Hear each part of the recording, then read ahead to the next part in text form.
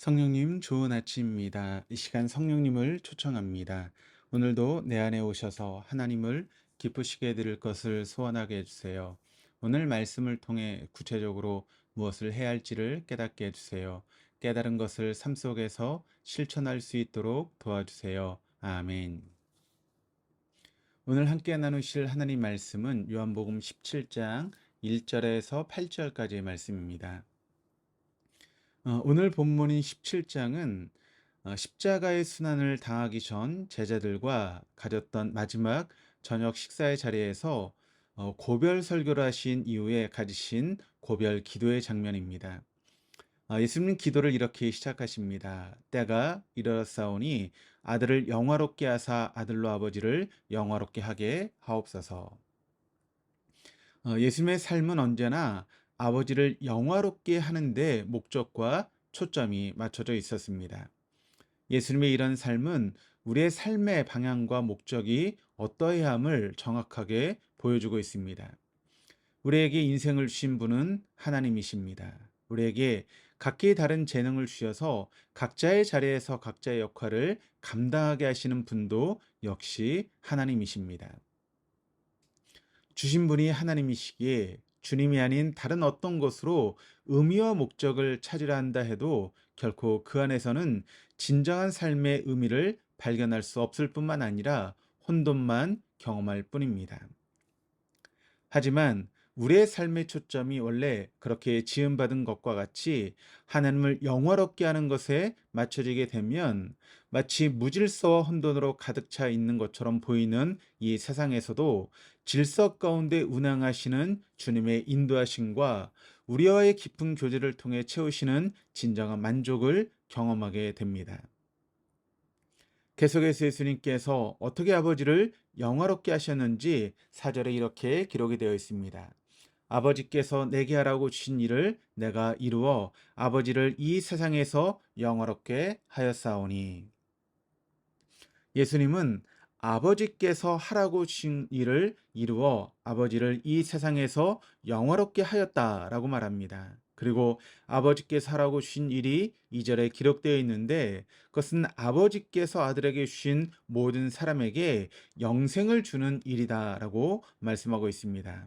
이어 영생에 대해 3절에 이렇게 기록이 되어 있습니다. 영생은 곧 유일하신 참 하나님과 그가 보내신 자 예수 그리스도를 아는 것이니이다. 여기서 안다라고 하는 말은 단순한 인식이나 정보적인 알미 아닙니다. 이 안다라고 하는 말 속에는 인격적이고 영적인 친밀한 교제를 포함하고 있으며 믿는다라고 하는 말로 바꿔 쓸 수 있습니다. 예수님은 아버지를 영화롭게 하려고 아버지께서 명하시고 맡기신 일, 즉 생명을 살리는 그 일을 순종으로 감당하셨습니다. 먼저 이 길을 걸어가신 예수님의 삶은 믿는 우리가 반드시 따라야 하는 모범의 삶입니다. 6절에서 8절을 세번역 성경으로 읽어드리면 이렇게 기록을 합니다. 나는 아버지께서 세상에서 택하셔서 내게 주신 사람들에게 아버지의 이름을 드러냈습니다. 그들은 본래 아버지의 사람들인데 아버지께서 그들을 나에게 주셨습니다. 그들은 아버지의 말씀을 지켰습니다. 즉 그들은 아버지께서 내게 주신 모든 것이 아버지께로부터 온 것임을 알고 있습니다. 나는 아버지께서 내게 주신 말씀을 그들에게 주었습니다. 그들은 그 말씀을 받아들였으며 내가 아버지께로부터 온 것을 참으로 알았고 또 아버지께서 나를 보내신 것을 믿었습니다. 우리는 아버지가 예수님께 주신 자들이고 그래서 예수님께 속하게 된 사람들입니다. 우리는 예수님을 통해 아버지를 알고 아들을 아는 자가 되었습니다. 은혜입니다.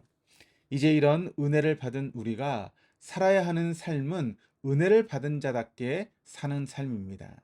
예수님께서 친히 걸어가신 그 길을 따라 걸으며 복음의 통로로 살아야 하는 삶이 바로 우리의 삶이라는 이야기입니다. 요셉은 부당한 일을 참 많이 당했습니다.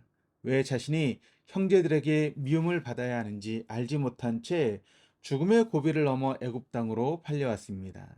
이쯤 되면 인생의 원망과 원한으로 얼룩질만 한데 우리 창세기 39장 2절에서 4절은 요셉에 관해 이렇게 기록하고 있습니다.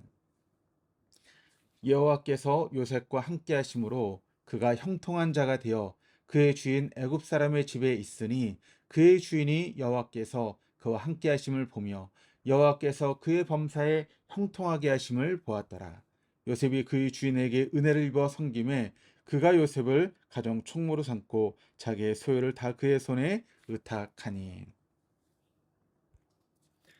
요셉의 주인이 여호와께서 그와 함께 하심을 보며 여호와께서 그의 범사에 형통하게 하심을 보았다라고 말합니다. 하나님을 알지 못하는 주인이 어떻게 하나님께서 요셉과 함께하여 범사에 형통하게 하신 것을 보았겠습니까? 요셉의 삶을 통해 자연스럽게 주인은 요셉이 하나님을 섬기는 자임을 알았을 것이고 요셉이 행하는 행동과 살아가는 모습을 옆에서 지켜보며 정말 하나님이 함께하는 사람이구나라고 하는 것을 보았던 것입니다.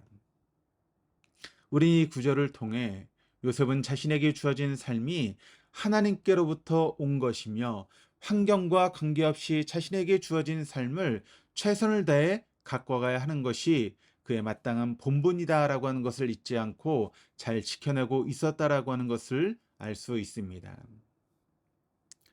창세기 50장 19절에서 20절이 하나님을 향한 요셉의 삶의 자세가 어떠했는지를 아주 잘 보여주고 있습니다. 요셉이 그들에게 이르되 두려워하지 마소서 내가 하나님을 대신하리이까 당신들은 나를 해하려 하였으나 하나님은 그것을 선으로 바꾸사 오늘과 같이 많은 백성의 생명을 구원하게 하시려 하셨나니. 요셉은 하나님 앞에서 주어진 삶을 살았습니다. 그런 그의 삶을 통해 하나님의 은혜는 주위로 흘러 들어갔습니다. 우리 역시 우리에게 주어진 삶이 하나님 앞에서 사는 삶임을 잊지 않고 하나님의 동행하심을 믿고 담대하게 그리스도인답게 살아내는 것이 우리의 본분을 다하는 길이며 하나님을 영화롭게 하는 길입니다. 그리고 하나님은 이런 우리의 삶을 통해 하나님을 세상에 보여주는 표적으로 삼으실 것입니다. 오늘 우리의 삶이 또 우리가 서 있는 그곳이 하나님을 드러내는 표적이 되시기를 간절히 주님의 이름으로 축원드립니다. 기도하시겠습니다. 주님이 친히 걸으셨던 그 길을 돌아봅니다. 그 길은 우리를 살리기 위한 생명의 길이었고 또한 영원한 생명을 은혜로 받은 우리 또한 마땅히 걸어가야 할 길임을 고백합니다. 주님, 우리 인생의 목적이 하나님을 영화롭게 하기 위함이고 또 늘 하나님 앞에서 살고 있음도 잊지 않게 해 주시옵소서.